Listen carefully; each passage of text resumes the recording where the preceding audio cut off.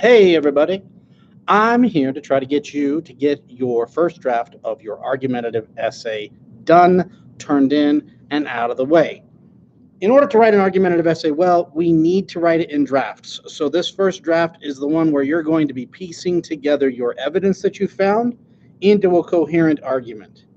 Now, the evidence and the way it supports your major argument are all kept within body paragraphs of your essay, sandwiched between an introduction and a conclusion. I want to talk about the introduction really quickly. I want to talk about what goes into those body paragraphs, and then we'll end with that conclusion. Now, once you've read all of your evidence, you need to choose a side, which side of the debate you're going to be on. So, is it Macbeth's fault? Is it not Macbeth's fault? Do we have free will? Do we not have free will? That sort of thing. And when you're looking at that question, you're going to have to choose one side or another. That side is the thesis of your argument. So your intro will give some background information. All right, there's my head.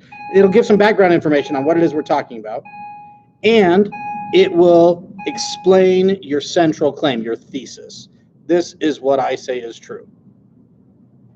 Now, you've also learned, probably over the past few years, that it will list 1, 2, 3, 4, whatever it is, other arguments you're going to be making. And that's a really good way to set up the body paragraphs of your essay. Now, remember that an argumentative thesis has to be one that you can defend, but also one that you will need to defend. So what I'm saying here is somebody smart could look at what you say and still think you're wrong, and that you personally can see good reasons to disagree with yourself. But you've chosen one side over the other, and you're going to give the reasons for choosing your side of a controversial issue.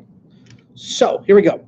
Body paragraphs. You start with those things that you find best fit your argument.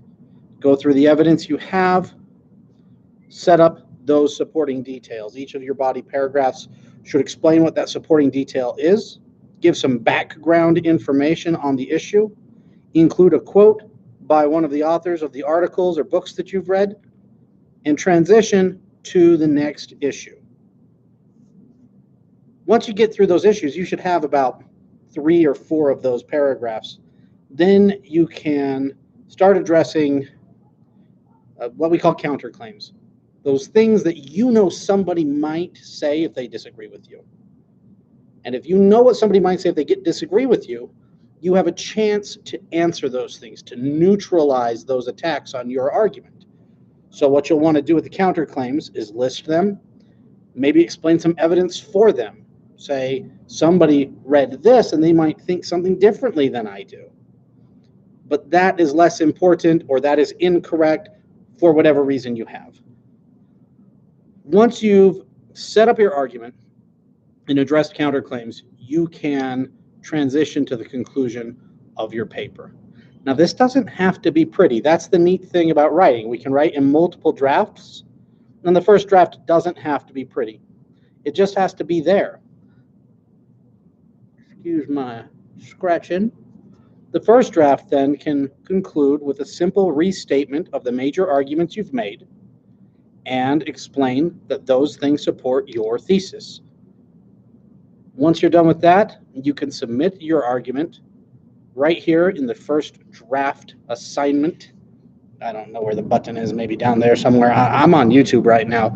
I'm going to upload this, and now I'm just rambling. So thank you very much for listening to me ramble. Please finish your draft so we can take a look at it in class together, and I will see you next time. How do I turn this thing off?